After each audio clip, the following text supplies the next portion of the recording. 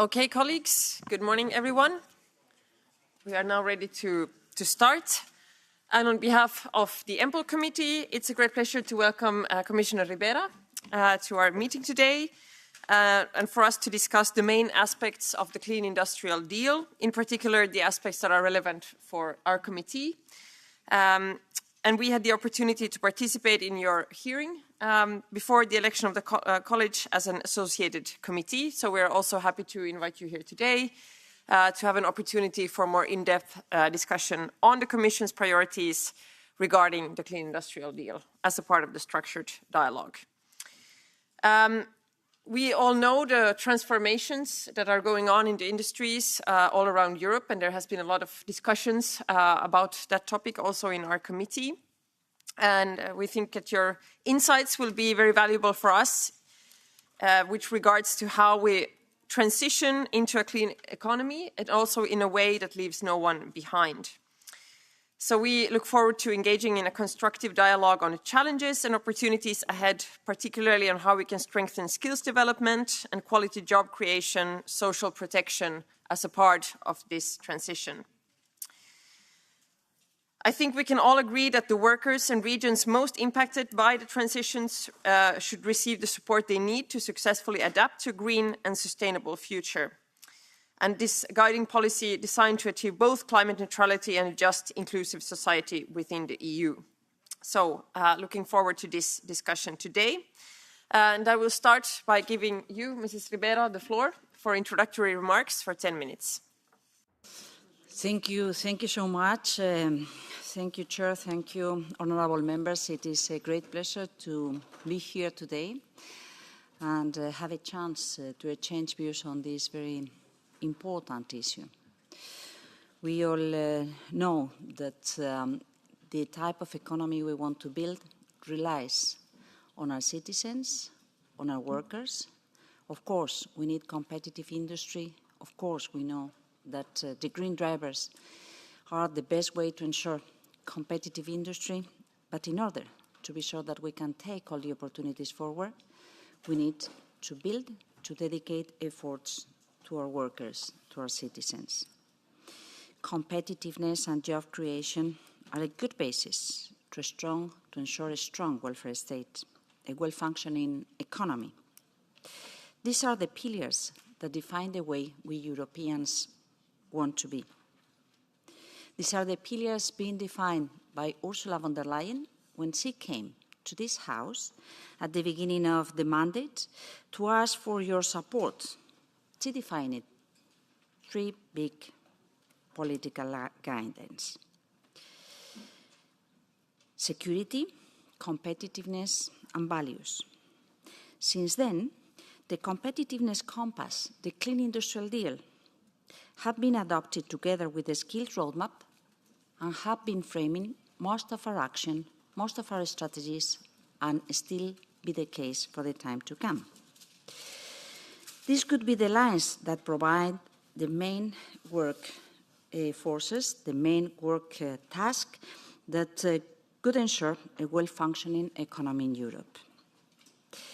It is the way to pay back to our citizens, to our workers, and to ensure that the green transition and all the challenges ahead create opportunities, inclusiveness, and fairness, that we dedicate the resources we need, going hand in hand with a fair, inclusive, and a much more well-functioning society, providing skills, protections as we move towards sustainable and resilient industrial future.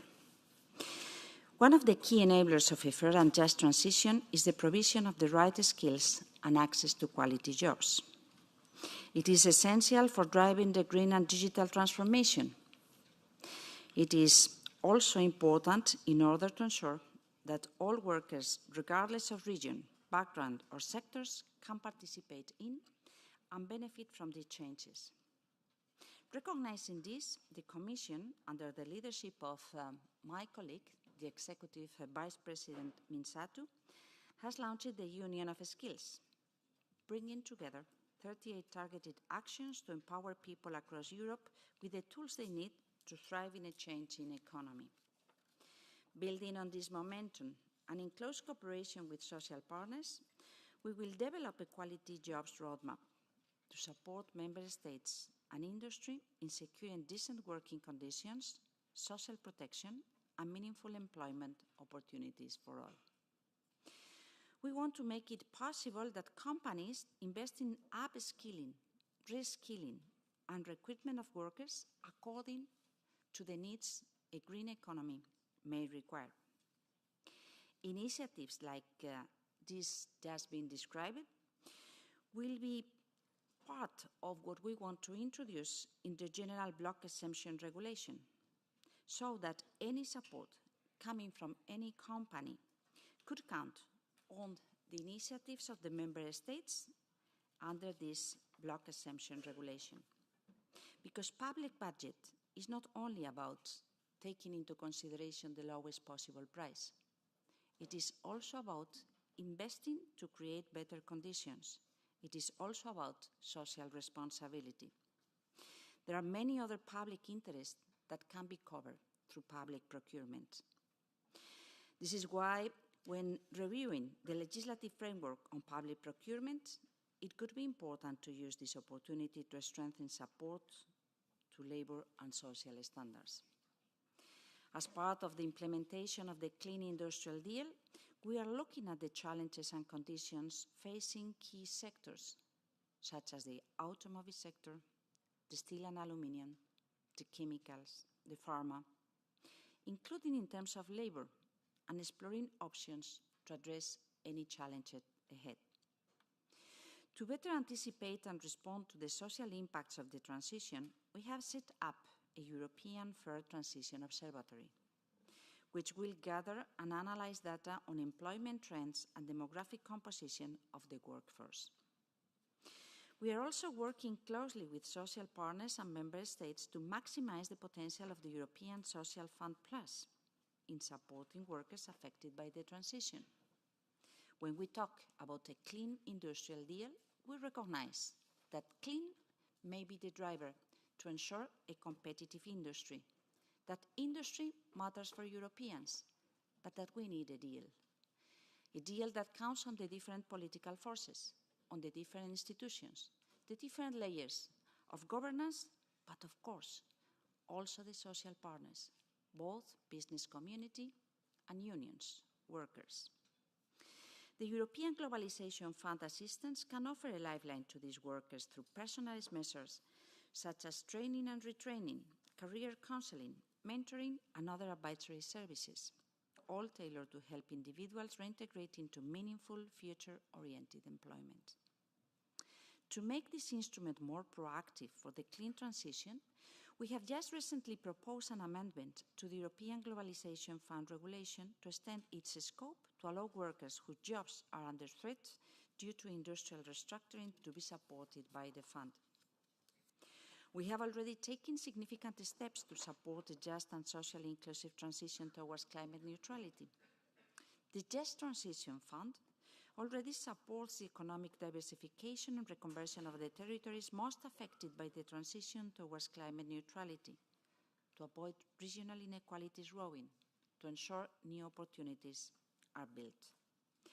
Complementing this fund, we have set up the Social Climate Fund, a new instrument that seeks to support households, micro-business and transport users to meet our climate targets. This fund helps people transition to climate-neutral solutions when thinking about heating their houses, when thinking about mobility, while also boosting demand for EU-made green technologies that could drive new demands for jobs, new demands for skills. Member States are encouraged to make use of the fund for new tools like social leasing for clean products. We will be providing a specific guidance on social leasing to Member States to facilitate this type of innovative policies. We are working closer with all Member States with the view to finalise the national plans by 30th June for the Social Climate Fund to be fully mobilised from the start of 2026. Last but not least, it is not about the Clean Industrial Deal, but it relates back both to workers and citizens and also new jobs opportunities. allow me to say a word on affordable housing. Access to housing is a fundamental right enshrined in the European Pillar of Social Rights and central to the social Europe that we aim to strengthen. Affordable housing not only fosters social cohesion, but also economic growth and competitiveness. Dedicated skills to dedicated jobs that need to be updated. An energy-efficient housing renovation is key to meeting our Green Deal objectives, as well as tackling energy poverty and creating new capacities and skills. The European Affordable Housing Plan set for next year will provide strategic guidance and actionable steps to support investments, reforms and cooperation. A dedicated task force on housing has been set up to coordinate efforts across the Commission. I will also shortly launch a public consultation to get the opinions of Member States and stakeholders on how the rules concerning services of general economic interest can be revised to help addressing the issues of affordable housing. Honourable members, I look forward to hearing your thoughts, and I hope to be able to answer any questions today or whenever you want to invite me again. Thanks a lot. Thank you very much.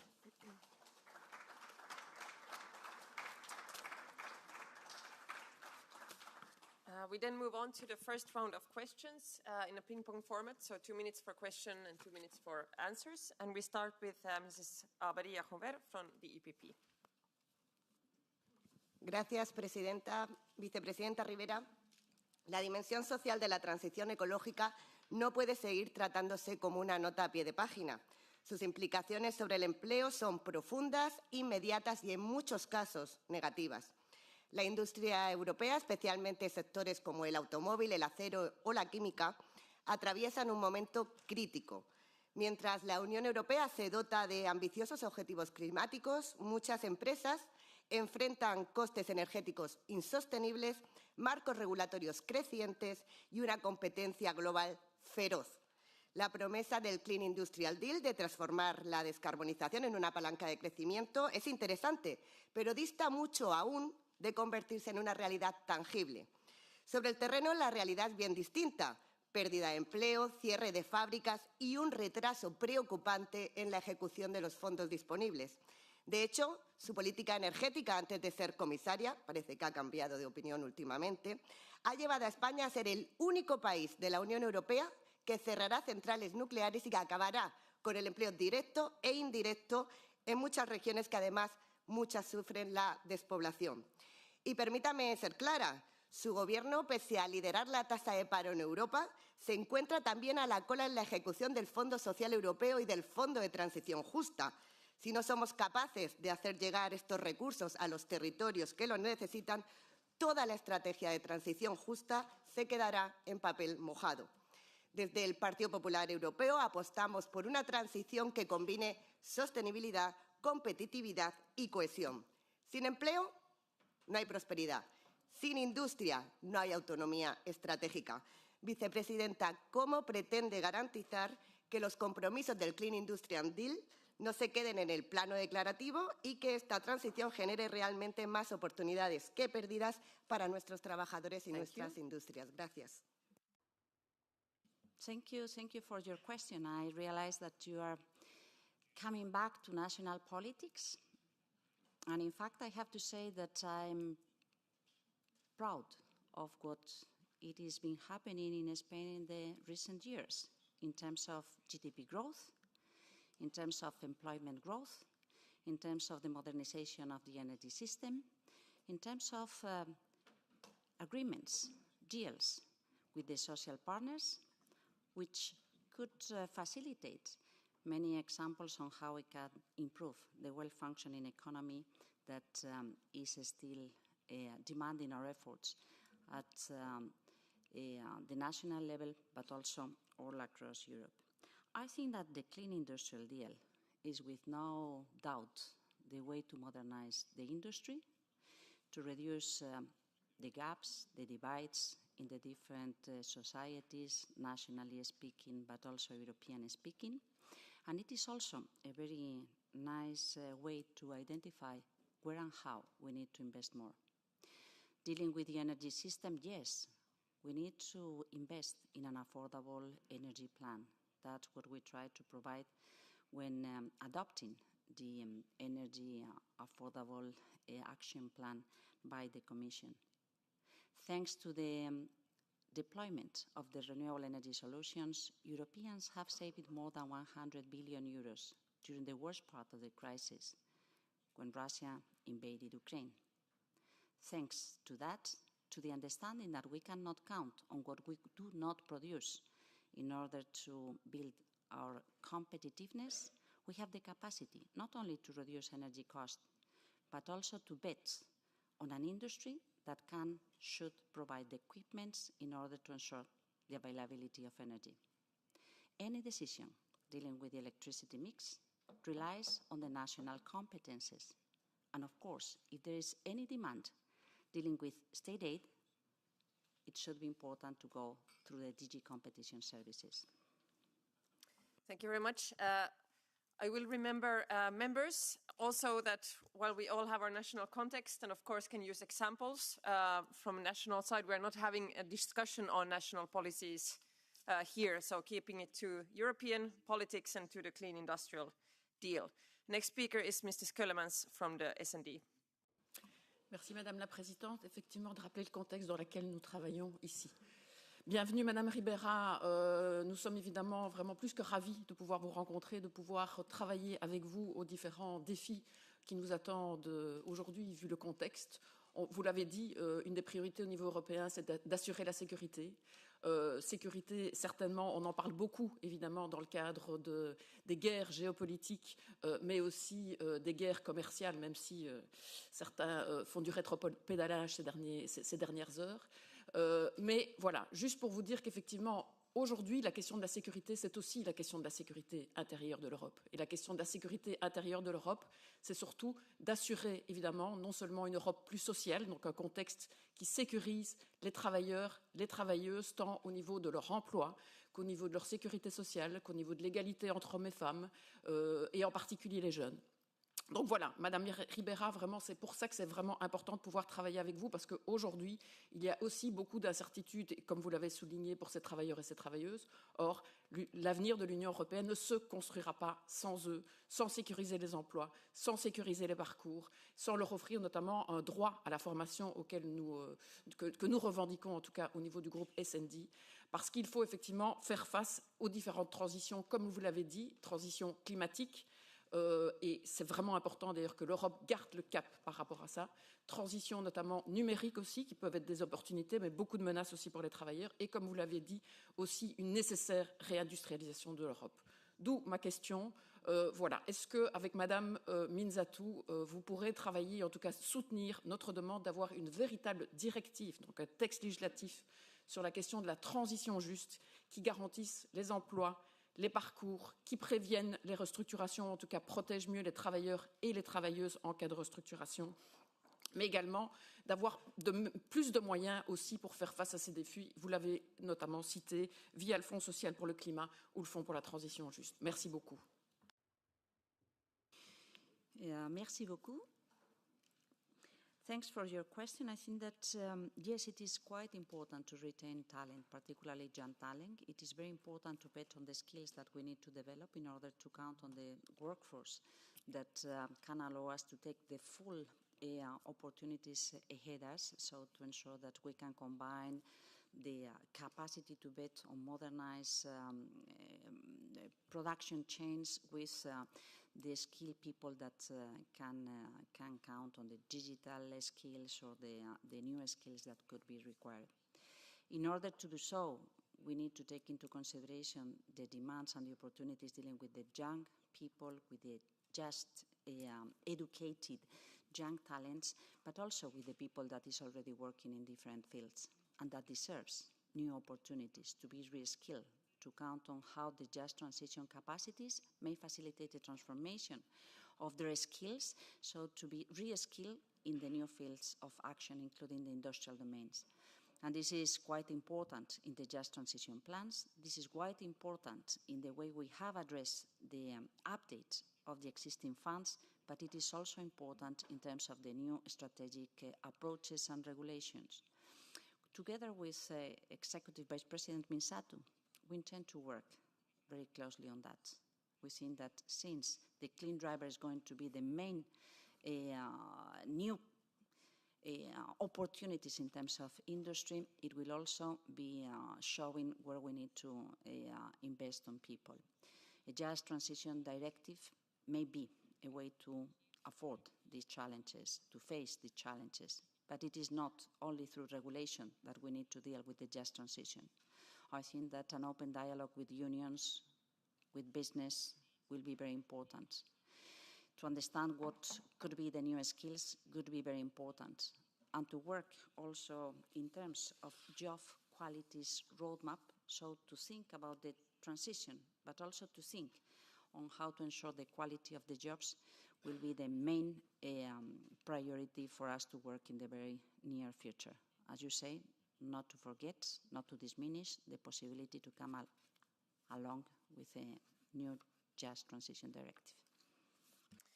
Thank you. And next speaker is Mr. Buxara Vilalba from the Patriots.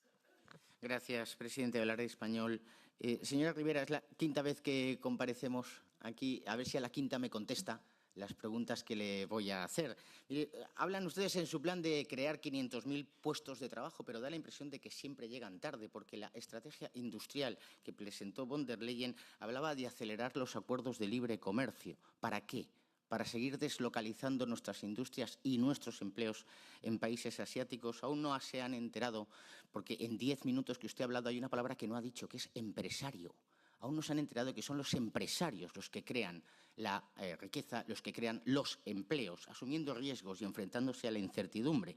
Y que en un mercado que está permanentemente transicionando es imposible que el empresario tenga seguridad para crear empleos. Una pregunta directa. ¿Cuántas personas han perdido el empleo como consecuencia de las políticas de transición verde? Porque esto ustedes no lo dicen.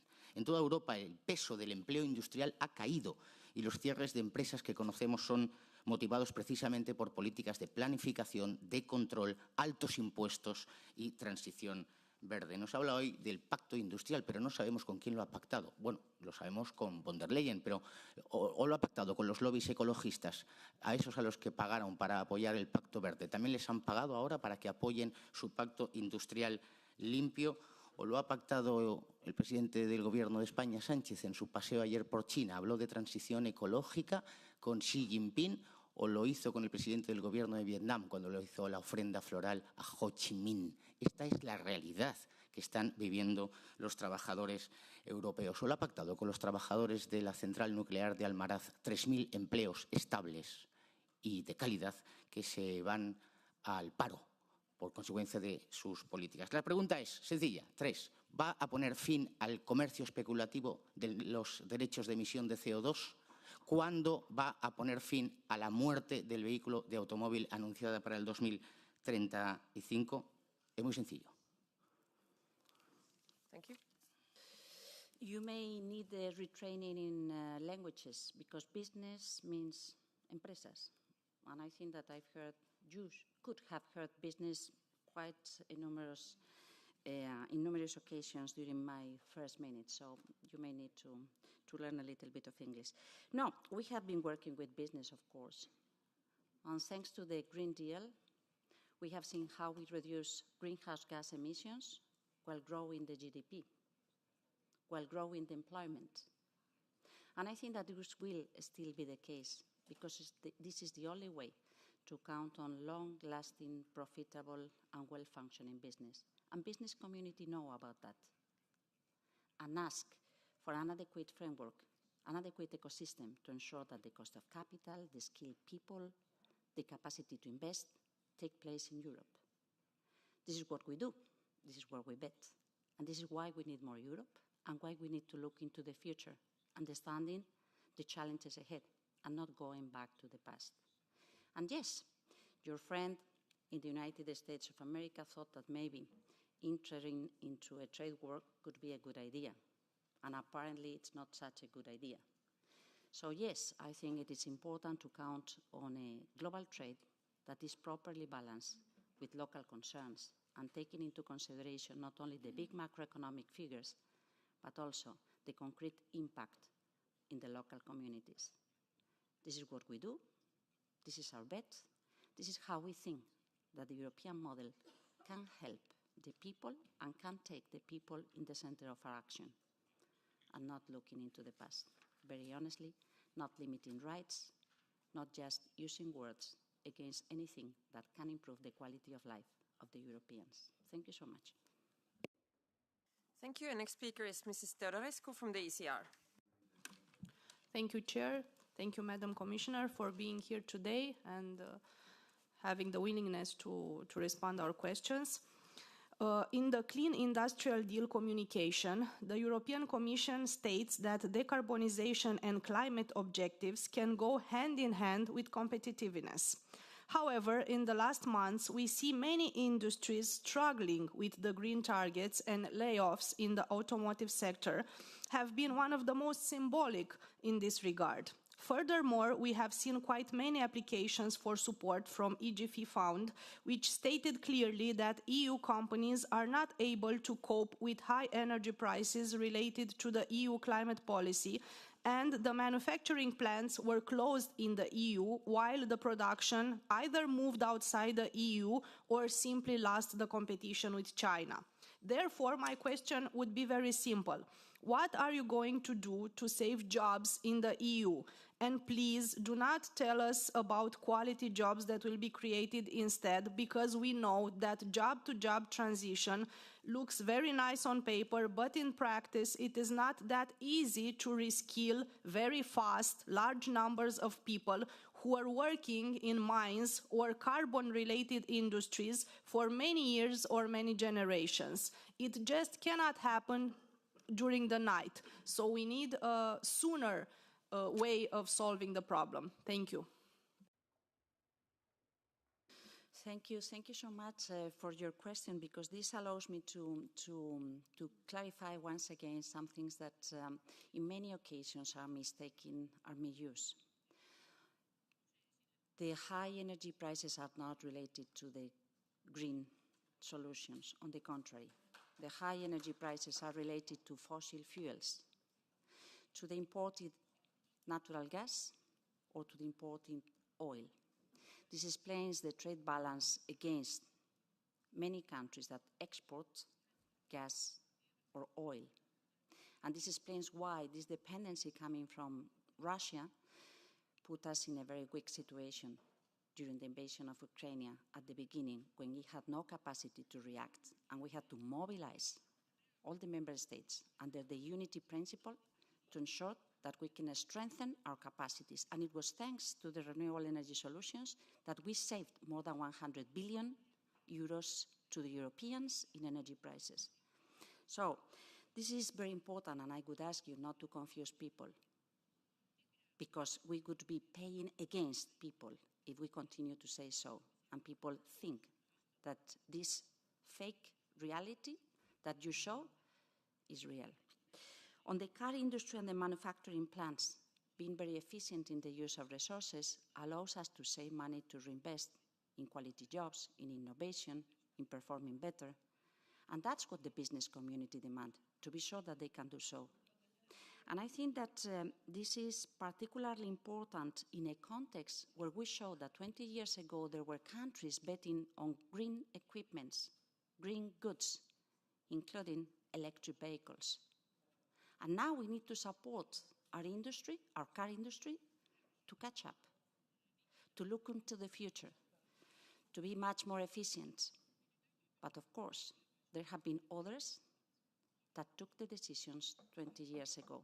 We don't want to miss more trains. On the contrary, we want to bet on the future and to be a modern, competitive industry that provides welfare to the Europeans.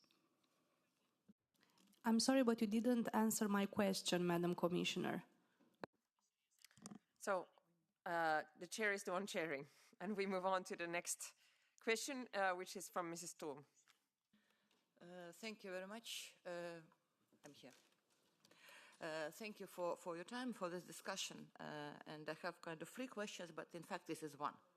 Given that the objectives of the just transition are far from fully achieved and recognizing the continuous socio-economic challenges in many regions, does the Commission see scope for reinforcing its commitment into the next multi-annual financial framework? Specifically, could the idea of Just Transition Fund 2.0 be considered to ensure that no region or worker is left behind, really? Second one is, we often stress the importance of social dialogue, and rightly so, as the success of the transition depends on meaningful engagement with those directly or indirectly affected. In this context, how does the Commission intend to move beyond consultations to ensure that workers' voices are genuinely reflected in the design and implementation of policies, both on national and regional level? I mean, I'm speaking not about intentions, I'm speaking about concrete measures you're planning to take. And the third one, how does the EU plan to ensure that the transition to a green economy leads to the creation of quality green jobs, and what concrete steps are being taken to support the reskilling and upskilling of workers, particularly in heavily affected regions? And moreover, how do you intend to measure the success of just transition? Because it's well known that you cannot manage things you don't measure. Until now, we tend to measure everything in money spent. But it shows nothing, and we have no idea how many jobs are gone, how many jobs are coming, and without that, it's just impossible to deal with this. And in this context, I just want to reiterate that majority of this committee, we are strongly encouraging for a directive on just transition to put forward clear set of criteria, because coming from this kind of region myself, from Estonia, we have oil shale industry, and I see very well, and it's not only our problem, that people who are affected do not believe that just transition is actually just. Thank you. Yes. Thank you. Thank you so much for your questions, because I think that what you underscore is very important. Data is always important. We cannot delete the capacity to track the data and to measure, assess the effectiveness of the policies being adopted, because it is the only way to improve. We are going through a process of transformation and modernization of the economy that has never been taking place at such a speed, and we need this data. We need the data on what are the creation of jobs that take place, how they perform, and how the different reskilling programs may work. This is why we create this observatory on just transition, and I think that it would be very important to be able to perform and to share the data that we collect. That is on the data aspects. On the questions being raised on the dialogue with the workers and the unions, I agree with you. I have already met in different settings with the unions and the sectoral representation in the different dialogues that we have already started together with the President, and I would like to underscore this fact. The President of the College of Commissioners as such thought that it was important to maintain this dialogue with the different sectors being more affected because of the different crises, including the trade crisis being open in these recent months, and the unions are represented there. I think that this is not just only to figure out what are the measures that we are going to adopt to build resilience in each of these sectors and to be able to modernize these sectors, but also, as time goes by, how we can improve the quality of the jobs through the different strategic approaches that have been adopted or are to be adopted, the Union of Skills and the job quality strategy. The last comment dealing with the capacity to implement and to show figures, I think that just transition is something that, on one side, in those territories that realize how things are changing, there is a combination on how effective we may be, and I confirm, I assure, and I back you when you say that it is important to be sure that there are results and outcomes coming out that can be measured, but there is always also an emotional part on how the transformation is taking place in regions, in local communities, where during decades and generations we may find people that have developed very positive values around coal industry or coal mining, around car industry. So I think that there are the two aspects, the more subjective aspect, how each individual assess what it is going on and how the figures could show what we are getting or what we are losing. And the two things,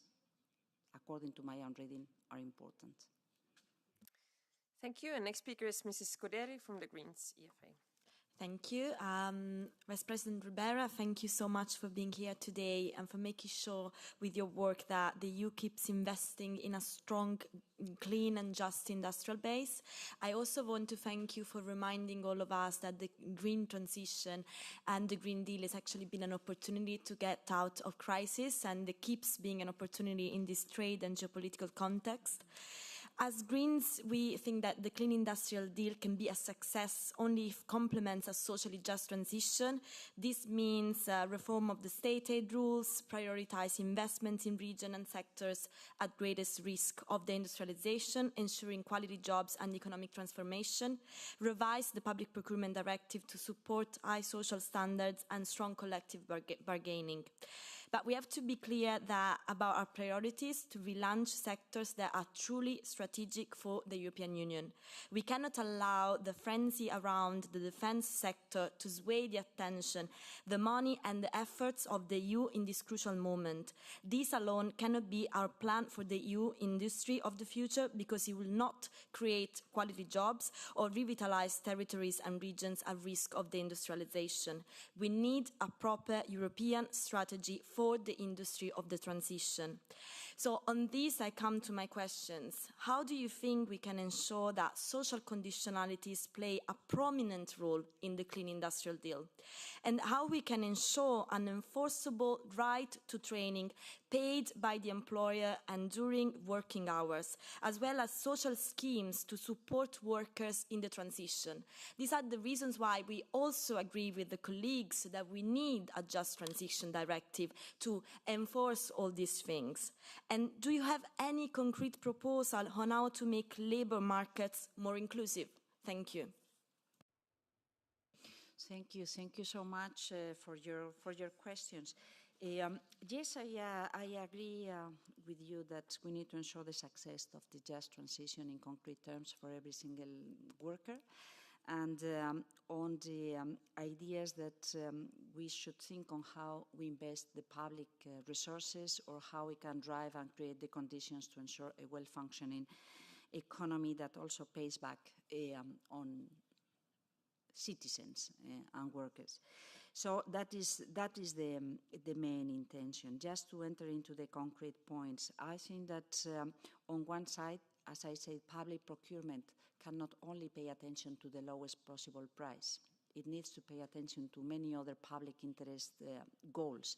So we have introduced this reference that up to 30% of the conditions being taken into consideration in public procurement could be paying attention to other references, including green standards, labour standards, reinvestment, innovation, local improvement, and so on and so on. So this is to be formally adopted, but it is already part of the Clean Industrial Deal.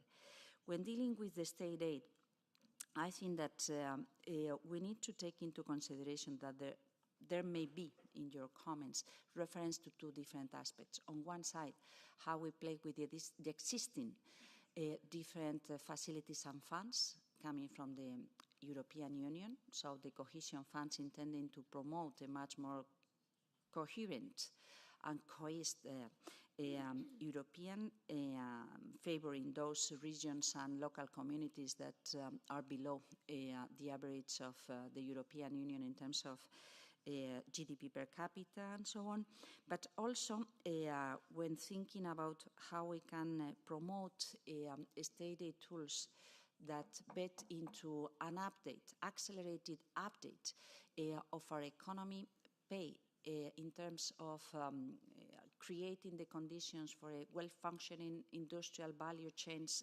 alongside the Clean Industrial Deal, so investments in energy, energy efficiency, renewable energy solutions, energy savings or infrastructures, investments in the decarbonization of the industry, the traditional basic industry that in order to be modernized and be competitive needs to be decarbonized and more efficient in the use of resources, or betting in the new tech manufacturing capacities.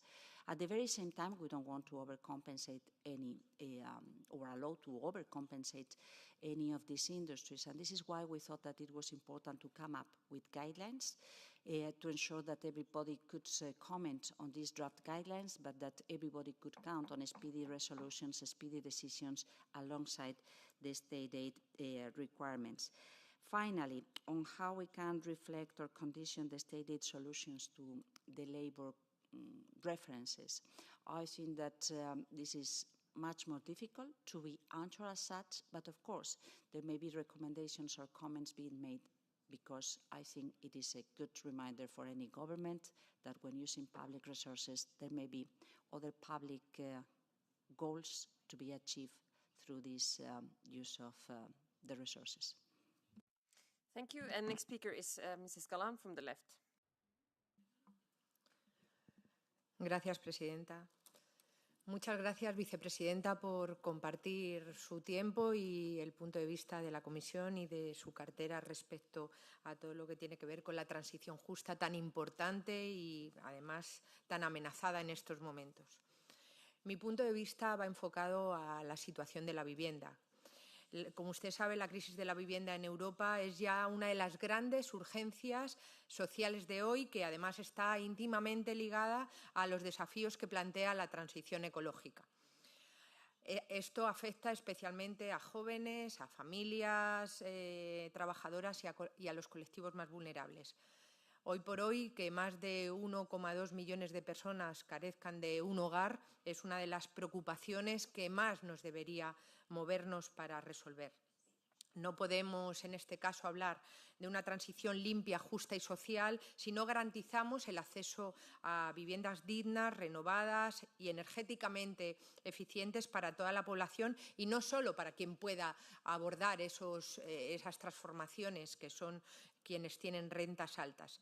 Por ello, entiendo que compartimos la idea de que es urgente avanzar hacia una estrategia europea coherente y transversal que afronte la crisis de la vivienda como una parte central de la transición verde. Por centrar mi pregunta, me gustaría saber qué medidas concretas tiene previsto en estos momentos implementar la Comisión para asegurar que los esfuerzos de renovación, de eficiencia energética, de todo el parque inmobiliario europeo tengan una dimensión justa y claramente social, para que no suponga una dificultad añadida más para quienes más lo necesitan. Muchas gracias. Thank you. Thank you so much for your question. I fully share your comments on the importance of counting on affordable housing policy, and it is part, for the first time, of the main duties being underscored for this College of Commissioners, with my colleague Commissioner Jørgensen working on that, and me supporting in those aspects that are related to my own portfolio. I could say that there are two important institutional steps forward that have already been taken. There is a task force being created so to count on the different services that deal with related aspects that could help into this affordable housing policy. And there is a setting where the commissioners try to share the different political views to ensure that this can land on a good basis and with good results. For the time being, what we have already identified is that, of course, there is not one thing that fits all, and no one single policy or measure that fits all. We need to work on the state aid, so the service of general economic interest considerations may amplify the capacity to use public resources to count on affordable housing in social rentals, or to count on the support whenever it may be necessary to develop new offer that can be used in those member states that consider that this is the best way to proceed. We should be thinking on how to provide the financial services that can help into financing these options. We should work through regulation. We should pay attention on how we can use the social climate fund, so not only to renovate from an energy perspective, which is very important to avoid energy poverty, to count on efficient housing solutions that may lower the bills for the people, but also that take into consideration availability possibility for elder people or for people that could require retrofitting their housing in order to make it available and accessible. Those are some of the measures. We are waiting also for the report coming from this Parliament that is to be issued by the end of the year, and we are already working the first measures to be under the public consultation in the coming weeks. But as I said, this is something that requires a deep, regular conversation and coordination with national and local authorities, because in many cases, regulation on housing and spatial planning relies on the capacities and political approaches at the local level. Thank you very much. And then we open up the second round, which is Catch the Eye. And I have 3 requests for the floor. There's room for a couple of more. So can you please... he did not... And we'll start with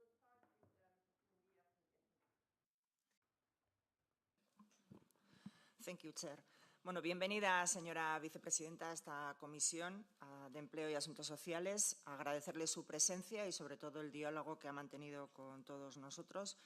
Debo reconocerle también que estoy más confiada porque políticas comprometidas como usted están en la Comisión Europea en tiempos tan complicados. En esta Comisión de Empleo nos preocupan a los socialistas, como se puede imaginar, los derechos de los trabajadores y nos encontramos demasiado a menudo con un Partido Popular Europeo que está en contra de mejores salarios, de la negociación colectiva, de mejores pensiones y de una directiva que, por ejemplo, proteja a los trabajadores de condiciones climáticas. Por eso, desde su responsabilidad presente, pero también desde la brillante gestión que ha desarrollado usted en sus cargos anteriores, que ha sabido gestionar con éxito transiciones de sectores industriales y energéticos maduros, salvando miles de empleos e impidiendo que regiones enteras cayeran en declive económico por un cierre industrial, le quiero dirigir esta pregunta porque en mi región, en Euskadi, estamos viviendo despidos de 335 personas de una factoría, Bristol, y despido también de 171 de otra empresa. Usted ha citado el Fondo Social Europeo Plus, pero yo quisiera preguntarle si el Fondo Europeo de Adaptación a la Globalización para trabajadores despedidos, además de otros mecanismos, podrían ser útiles para que todas estas personas fueran recolocadas y volver a tener un nuevo empleo y recuperar la región en la que se ve afectada. Gracias. Thank you. And a reminder, second round is 1.5 minutes, so everybody has time. And the next speaker is Mrs. Bartuszek. Thank you very much, Chair, dear Commissioner. Years of irresponsible policymaking have pushed many European companies to move their production abroad to places like Mexico or India, as they struggle with the excessive regulations introduced by the European Union. And now we try to fix the consequences through funding, but let's be honest, we are only trying to put out a fire we started ourselves. We talk about affordable housing, we talk about lowering energy prices, but these are just symptoms of deeper self-made problems. So in the context of the Clean Industrial Deal, I have 2 questions.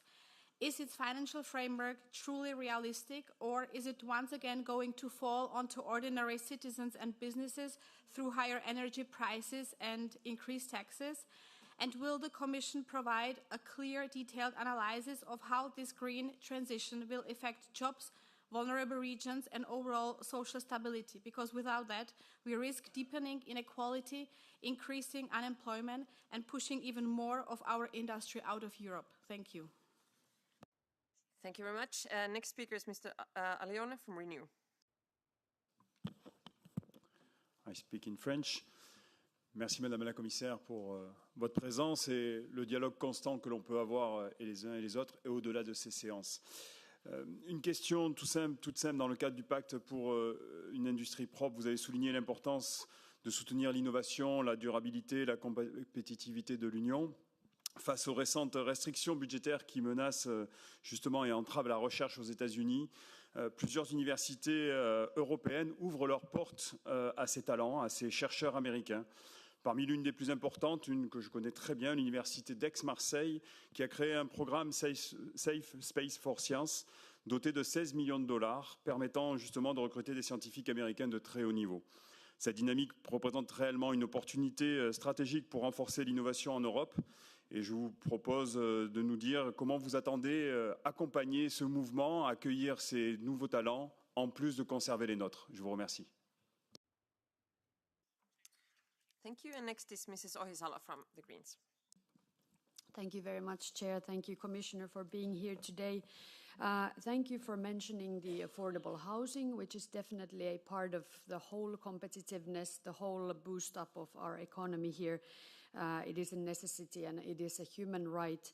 And you already mentioned state aid and that the state aid rules require revision in order to address the crisis of housing all over Europe.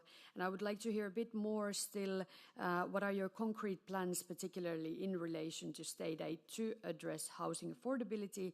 And do you have already a timetable to share with us on the intended action? What other concrete plans do you have to tackle the lack of affordable housing around Europe? Furthermore, I also wonder if you are taking any action on homelessness via the tools at your disposal. And then just quickly to my colleague Benny Skuderi's question, could you still answer a bit more about how can we secure an enforceable right to training paid by the employer and during working hours? Thank you. Thank you. And last speaker is Mrs. Bischoff from the S&D. Welcome here, Teresa Ribera, in the heart of social Europe. In this committee, I think a just transition is not possible without strong social and employment policies. Thank you also for highlighting not only the role of companies, but also of workers. I was thinking about this poem of Bertolt Brecht, where he asks, who did build this city of the seven gates? The history books only name the kings. Did he haul the stones to there? And I think this question, if we want to have a just transition, we need to invest in people. And I think we should not limit it to skills, but also to qualifications, because to give incentives to workers that they can use this also for their individual careers. And the second question is from my side on the role of social dialogue, which will be very important also, and how to strengthen democracy at work, because the participation, the involvement of workers in these changes is essential. And I have to say, we have been here with a delegation and talked to the workers of the Volkswagen plant that was closed here. And they said, don't talk about transition. For us, this is a negative term. And I think this question of perspective for workers, to understand that transition for us is not just a phrase, but there's a concept and resources behind it. Also in regards to the next MFF will be essential. So what perspective can you give here to workers in Europe? Thank you. Thank you so much.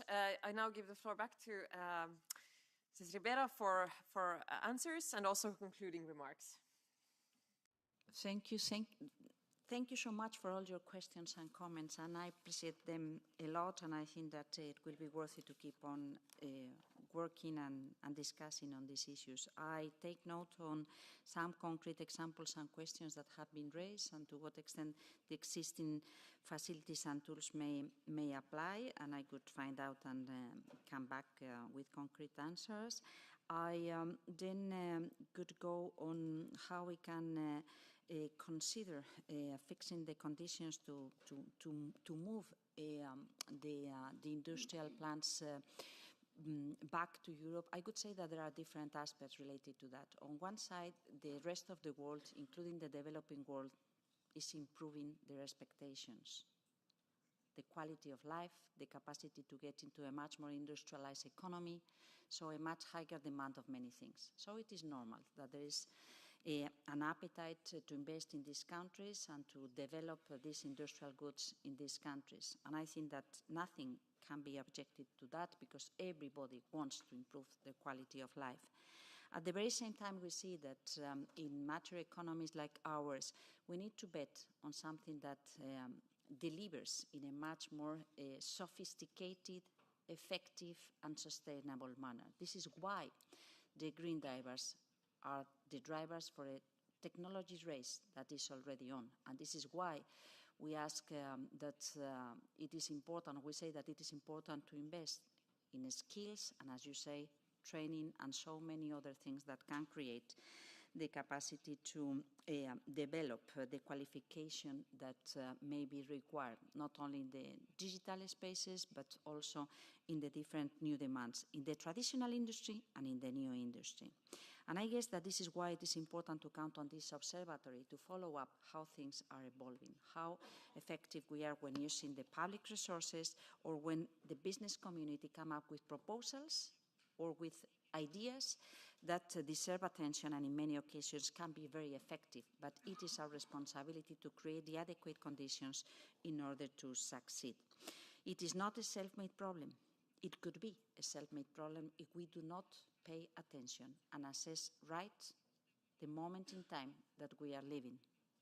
The general global approach on what it is demanded by the rest of the world, the interdependencies that in a global economy are taking place, and we play it in a right manner, taking into consideration the importance of counting on global governance and a multilateral system that ensures that we understand each other instead of breaking these bridges as some may intend. I think that, yes, it is important to take into consideration that we want to address the inequality aspects that people deserve, being confident on their own expectations for the future life, for the future of their families, for the future of their households and jobs. And I guess that betting on that is particularly important when thinking in those regions, in those communities where there is a deep change in the main industry that probably has created the whole local economy for a very long time and now is under evolution. It implies a very deep and intense investment in political terms, in social dialogue, in identification of concrete ideas that in many occasions could work, in some other occasions do not work, and in other occasions they may evolve. And this means that from the Commission we can provide lots of things, we can help a lot, but the involvement of the national and local authorities is absolutely critical in order to succeed, with different prospects, with the involvement of the local stakeholders. But I think that we need to support these ideas and to learn from each other those things that work. Yes, there is this huge opportunity for the more qualified work dealing with research and technology race or advancement in the responses of the new challenges coming from the academic and research community in the United States that feel that their work is not so well appreciated right now when compared to the past. And yes, it is true that in many member states there have been launches of calls or at the university level or other research centers to count on these people that would like to move to Europe if they have the opportunity to move to Europe. In the case of the Commission, my colleague, the Commissioner dealing with research and innovation, is trying to provide a framework that could facilitate and come along with the member states willing to do so, to count on these possibilities to host these researches. Dealing with affordable housing and homelessness, that I didn't pay attention at the very beginning, and it is, of course, very important.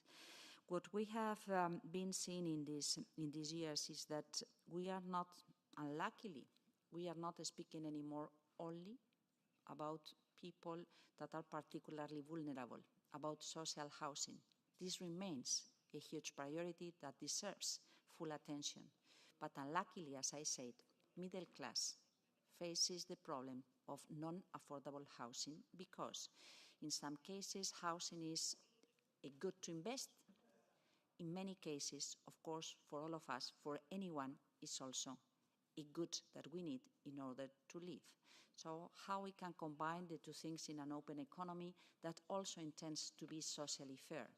How we can put in place different policy measures that can allow young people, middle classes, families to count on affordable housing, not only in property terms, but also in rental, affordable rental, and so on. So this is why we need to take into consideration that in the cases of state aid and general economic services, there should be a much more openness to facilitate the support of the member states and public money to fund this affordability, but that is not the only way to proceed in these cases.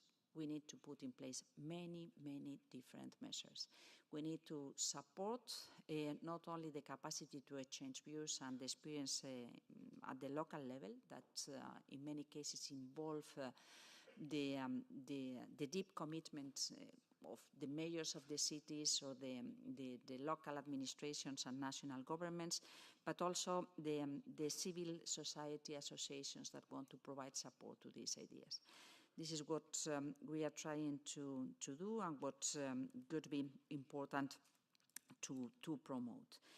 Final comments on social dialogue. Yes, I think that it is quite important to structure social dialogue along the lines of the clean industrial transformation. I take note on what you said about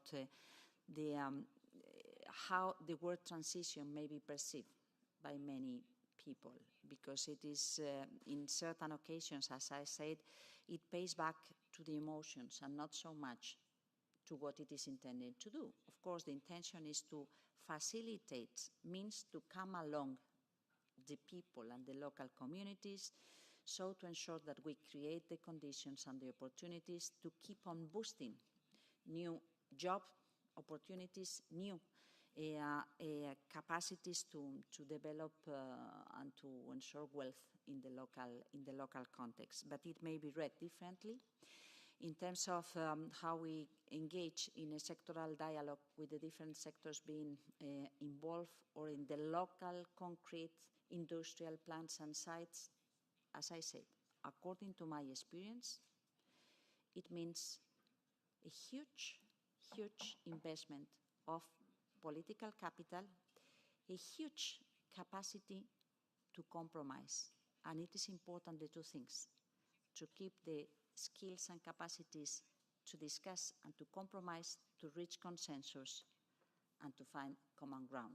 So to identify where we can bet in terms of public funding, where we can bet in terms of taking into consideration the self-perception of what are the strengths in a local community to build new proposals for that local community. So there is not a magic solution that can fit all, but a huge commitment being devoted at many different levels and based on the dialogue and the capacity to compromise, but an honest commitment to invest for the people. Sorry, I've been a little bit too long, but... Thank you very much. I think we all appreciate actually to get thorough answers to all of the questions of the members. So thank you very much, Executive Vice President Ribera. I think also many of the topics that has been addressed today regarding public procurement, social conditionalities in state aid, training, a possible just transition directive, the affordable housing, they are very high up on the priority list of the committee. So I'm sure we will have opportunities for future exchanges also on these topics. So thank you very much. And members, before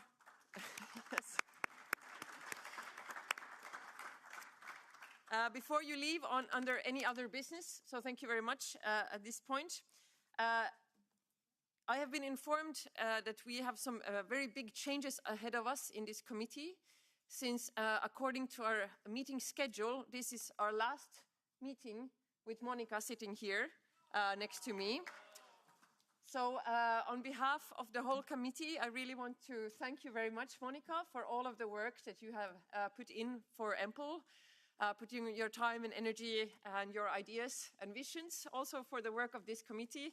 And as I said, it will be a very big change. And I think we have some big transitions ahead of us in this committee. But I think I speak for all the members here, and I really want to thank you for the work that you have done and say that we will miss you.